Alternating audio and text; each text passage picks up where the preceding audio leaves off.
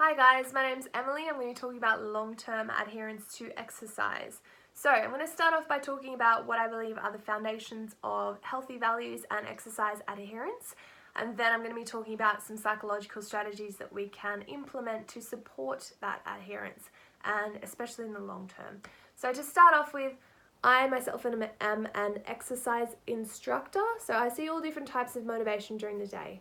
So we've got people that come in once, people that come once a week, people that sporadically kind of come and just can't get into the habit. Generally what I see with those people is it's a personally controlled circumstance that is affecting their adherence. That's the barrier. So we're talking lack of time, lack of energy, lack of interest. What that generally boils down to is lack of motivation. Now, in saying that, 70% of Australians are sedentary at the moment, which is absolutely insane. So I myself, I go every day. I absolutely love it. I couldn't imagine my life without it. I don't think I'll ever stop. And the reason for that is, I believe, because I have a foundation that really, really values exercise. It's a huge part of my life. I've got a little monkey theory where I think that if everyone just dialed back their stresses a little bit less and focused on unconditionally every day hydration, sun exposure, sleep, a clean, nutritious diet, and exercise, all be a little bit happier. So we're all just little monkeys at heart. Anyway, so it's a big value of mine. That is why I keep going. Now, I think that is fundamental to forming an exercise adherence in the first place. So first off, I'm going to talk about intrinsic versus extrinsic value and motivation. Now, intrinsic motivation is things like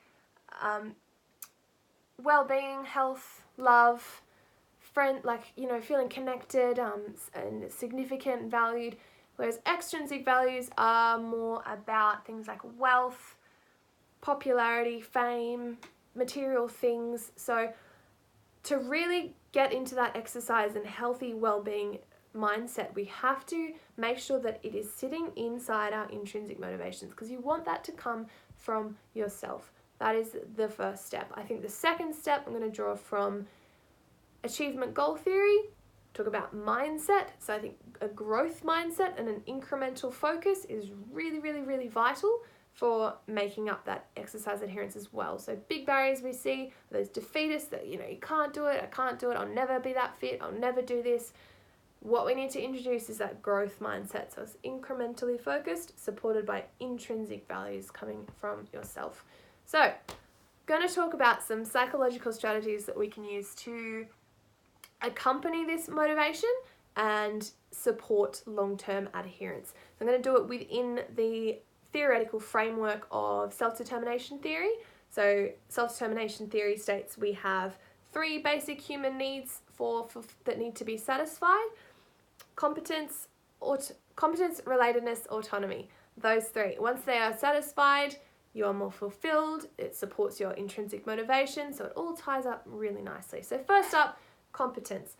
Now perceived competence is one of the biggest barriers to exercise adherence. So I'm talking about people that are like, I can't do it, I can't come, I can't lift weights, I can't even touch my toes, I can't do any of it, it's just, there's no use.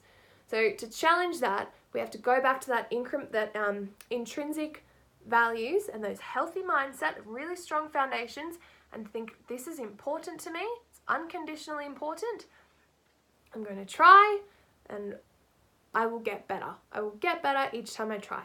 That is really important. So that's our growth mindset, that's our incremental focus as well.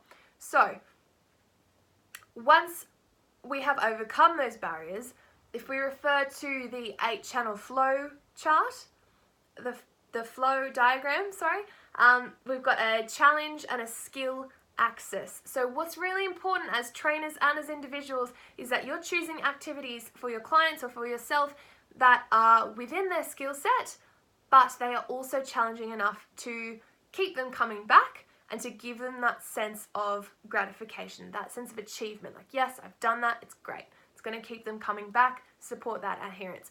What we can also do as trainers and individuals is to set performance-focused, task-oriented goals. So short-term ones, they should be achievable. I'm talking things like, I did 5 push-ups today, I'm going to do 6 push-ups next week, or time trials, awesome.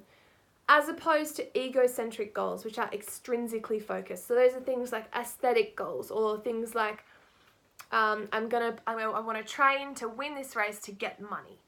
Things like that. The other point is with that is that if your competence and your goals are centered in extrinsic value, if you don't achieve them, which is often often happens because those extrinsic goals are often huge, they're often really big, and there's no little steps to get there. What's going to happen is that when you don't achieve that, your competence level drops. So you're going to get, I'm a failure, I'm terrible, I can't do anything. As well as that, if that's your focus, when any pressure gets put on you as an exerciser, whether it's time constraint, whether it's, you got an injury, whether you're just having a bad day, your motivation is going to drop right off, just like that, which is really, really hard. So you've got to have it intrinsically focused and keep things really, intrinsically focused.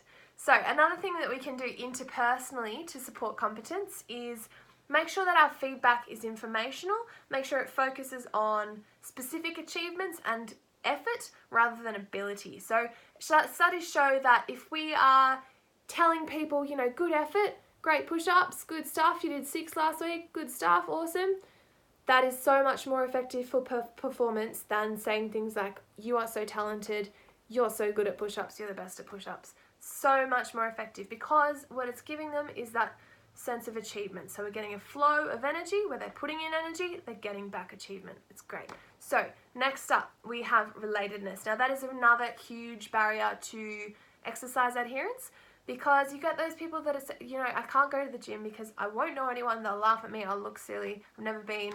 So how we can combat that again is with our intrinsic motivation, with our growth mindset. This is important to me, I will go, I will try, I will get better. Super important, so we're always going back to that.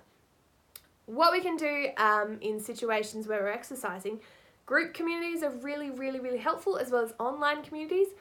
Studies also show that spousal relationships are really, really, really helpful. So if one person in a couple is following an exercise program, the dropout rate is 43%, as opposed to 2 people in the couple, where it's 6.3%. So it's a huge, huge difference. As trainers, interpersonally, what we can do is make our clients feel valued, make them feel significant, give them empathy, treat them with respect. That feeling when you think your boss really likes you and your teacher really likes you, that's what we want to try and convey. So we also want to group like-abilitied people together as well, so they feel connected. That's what it's all about that gratitude. So last up, we've got autonomy. So that comes down to someone's sense of control. So you want to feel like you are in control of your choices, you're making goals that are centered around you. It's a really big barrier to exercise adherence as well, when trainers set programs that don't align with a client's values or don't align with their interests. It can be a really big barrier. So what we want to do is encourage feedback, encourage people to make their own choices, encourage self-reflection. Make sure we're giving meaningful rationales to people for why they're doing what they're doing. And also in terms of language, when you're communicating, make sure that you're not using any commanding language or controlling language. Make sure that you're not forceful. It's quite neutral, especially with your feedback as well. And as always, just keep it light, keep it informational, and keep it supportive. So to sum it up, I've got our healthy foundations to begin with. They have to be super strong. They rest in intrinsic motivation for health and a growth mindset with an incremental focus. Those are our foundations that we go back to, and that is what supports us through our adherence. And then we've got psychological strategies that we can apply as individuals and as supporters that fulfill those needs of autonomy, competence, and relatedness to support long-term exercise adherence. Thank you.